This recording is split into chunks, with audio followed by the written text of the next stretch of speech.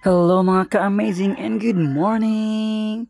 So for today's video mga ka-amazing, nakalaag ko kauban ni Benji kami di ay sorry kitulo malimi kabuk ani nga time.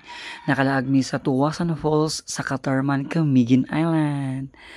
So grabe mga ka-amazing na napawaw gimi mag-abot ng diri kay although gabalik-balik adyo ko din ang lugar pero dili pwede nga dili ka ma-amaze pag abot mo diri grabe ka limpyo, grabe ka habog ang tubig o grabe ka nice lang taon then bugnaw kayo siya.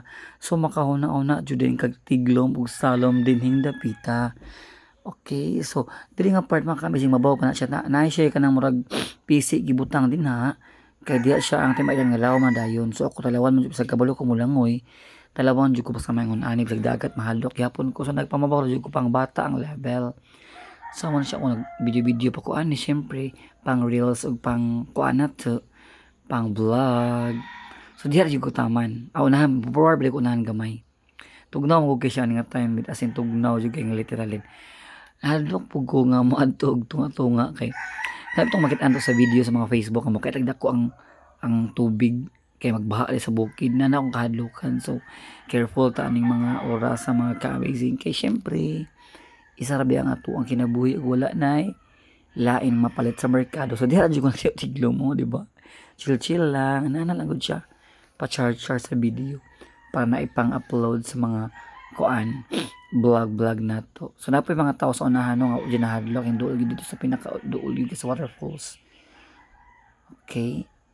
So kani akong camera ni ako yung gibutang sa kanang yuta mga kami ay sa balas kay para makakuha ko og video. Siyempre, para pang remembrance, o diba, kamang-kamang atake din na, Marina Marina by Claudine Barreto. Lagi na lang nalulumbay, umaasang sana'y may magmahal. O diba, kanta-kanta na natin yung atake, Supak ng bangon na kumaka-amazing. O diba, feel gina ko nila nga, super pretty jud kay ko. Kay talawan na kay mo adto taog lawom. So thank you so much for watching. Please like, share and follow my page. Ka-amazing. Don't forget, God bless us all.